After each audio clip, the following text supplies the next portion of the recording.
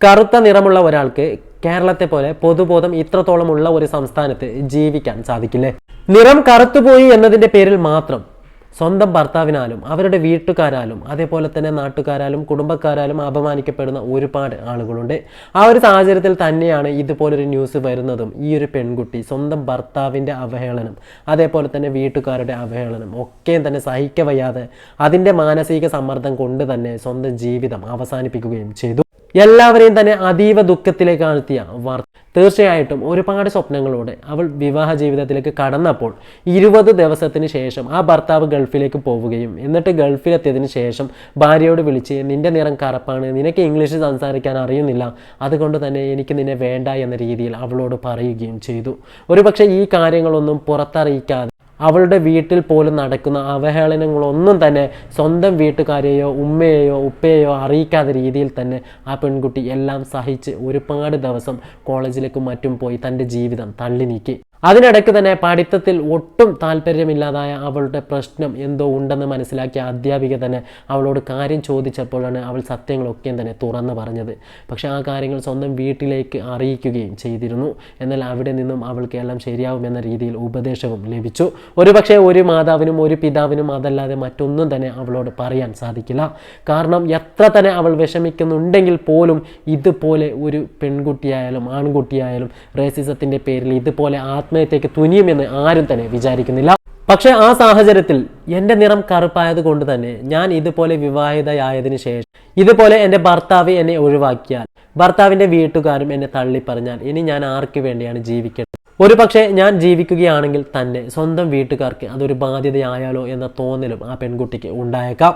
അതിലും അപ്പുറം ഇതിൻ്റെ പേരിലാണ് ഞാൻ ഭർത്താവിനാൽ ഒഴിവാക്കപ്പെട്ടത്, എൻ്റെ നിറം കറുപ്പായത് കൊണ്ട് തന്നെ എന്നെ എല്ലാവരും കൂടുതൽ പരിഹസിക്കുവാനും കാരണമാവും എന്ന രീതിയിലുള്ള അവളുടെ ചിന്ത തീർച്ചയായിട്ടും അവളെ വളരെ വിഷാദ രോഗത്തിലേക്ക് തള്ളി മാറ്റുകയും അവൾ ആത്മഹത്യ വരിക്കുകയും ചെയ്തു. നമുക്കിടയിൽ തന്നെ ഒരുപാട് ആളുകളുണ്ട് മറ്റുള്ളവരുടെ വിഷമം ഒന്നും തന്നെ മനസ്സിലാക്കാതെ വെറും ഒരു തമാശയ്ക്ക് വേണ്ടി അടുത്ത് നിൽക്കുന്ന ആളുകളെ ബോഡി ഷെയ്മിങ് ചെയ്യുന്ന, നിറത്തിൻ്റെ പേരിലും മറ്റും ഒരുപാട് രീതിയിൽ ബോഡി ഷെയ്മിങ് ചെയ്യുന്ന ഒരുപാട് ആളുകൾ.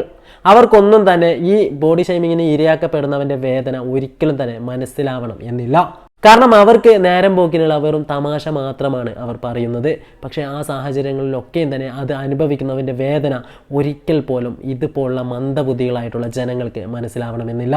അതിൽ കൂടുതലും ഒരുപക്ഷെ പ്രായമായ ആളുകൾ തന്നെയാണ് ഇതുപോലെ മറ്റുള്ളവരെ ബോഡി ഷെയ്മിങ്, അവരുടെ ശാരീരികമായ കുറവുകളെയും കുറ്റങ്ങളെയും വിളിച്ചു പറഞ്ഞുകൊണ്ട് പബ്ലിക്കിൽ തന്നെ ഉച്ചത്തിൽ പറഞ്ഞുകൊണ്ട് അവരെ അവഹേളിക്കുവാനും അവരെ പരിഹസിക്കുവാനും ശ്രമിക്കാറ്. ഒരുപക്ഷെ ഈ പെൺകുട്ടിയുടേത് ഒരു ഒറ്റപ്പെട്ട സംഭവമൊന്നുമല്ല ഇത്.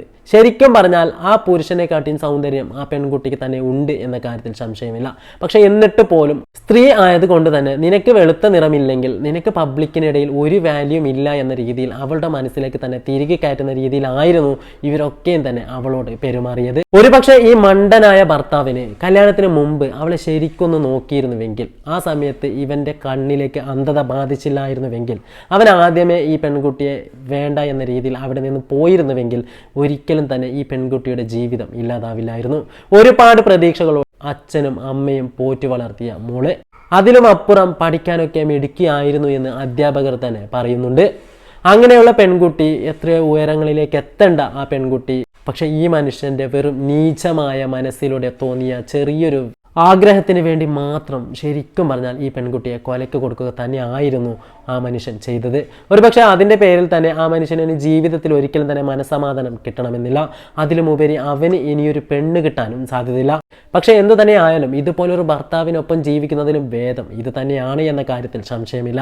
ചില ആളുകൾക്ക് ജന്മനാ കിട്ടുന്ന ഒരു കഴിവുണ്ട്. എത്ര തന്നെ പബ്ലിക്കിൽ അവഹേളിച്ചാലും അതൊന്നും മനസ്സിലേക്ക് എടുക്കാതെ അതിൻ്റെ പേരിൽ വിഷമിച്ചിരിക്കാതെ തനിക്കുള്ള കഴിവുകളെ പുറം ലോകത്തേക്ക് എത്തിക്കാൻ വേണ്ടി പരിശ്രമിച്ച് നല്ല രീതിയിൽ ജീവിച്ച് മരിക്കുന്ന ഒരുപാട് ആളുകൾ. ഒരുപക്ഷെ അങ്ങനെ തന്നെ എല്ലാവരെ കൊണ്ടും സാധിക്കണമെന്നില്ല. തീർച്ചയായിട്ടും ഇതുപോലുള്ള സ്ത്രീകൾക്ക് പലപ്പോഴും നിറത്തിൻ്റെ പേരിലും ശാരീരികമായ ബുദ്ധിമുട്ടുകളുടെ പേരിലും അവരെ കുറ്റപ്പെടുത്തിയാൽ അവർക്ക് തന്നെ അവരുടെ ജീവിതത്തോട് മടുപ്പ് തോന്നിയേക്കാം. അത് തന്നെയാണ് ശരിക്കും പറഞ്ഞാൽ ഈ പെൺകുട്ടിയുടെ ജീവിതത്തിലും സംഭവിച്ചത്. ശരിക്കും വിദ്യാഭ്യാസമുള്ള, ശരിക്കും വിവരമുള്ള ഒരാൾ സൗന്ദര്യത്തിൻ്റെ പിന്നാലെ പോവില്ല. ഒരുപാട് സുന്ദരിയായ പെൺകുട്ടി, ഐശ്വര്യമുള്ള മുഖം, പക്ഷേ നിറം കറുപ്പ് എന്നതിൻ്റെ പേരിൽ മാത്രമാണ് ഈ പെൺകുട്ടിയെ ഇതുപോലെ ഇവരുടെ വീട്ടുകാരടക്കം അവഹേളിച്ചത്. നിറം എന്നത് ജീവിതത്തിന് ഇത്രമാത്രം പ്രാധാന്യം കൽപ്പിക്കുന്ന കുടുംബമായിരുന്നുവെങ്കിൽ ഒരിക്കൽ പോലും അവർ ഈ പെൺകുട്ടിയെ കല്യാണം കഴിക്കാനേ പാടില്ലായിരുന്നു. അതുകൊണ്ട് തന്നെ ഇവർ ചെയ്ത തെറ്റിന് ഈ കുടുംബം മുഴുവനും അനുഭവിച്ചേ മതിയാവൂ. ഇവർക്കെതിരെ നല്ല രീതിയിലുള്ള കേസ് തന്നെ ഉണ്ടാവണം.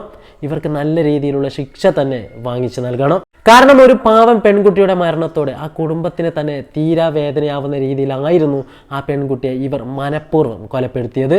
ഇതൊക്കെ കണ്ടിട്ടാണെങ്കിലും മറ്റുള്ളവരെ ബോഡി ഷെയ്മിങ്ങിന് ഇരയാക്കാൻ ശ്രമിക്കുന്ന മന്ദബുദ്ധികളായ ആളുകൾ ഇനിയെങ്കിലും മാറാൻ തയ്യാറാവണം.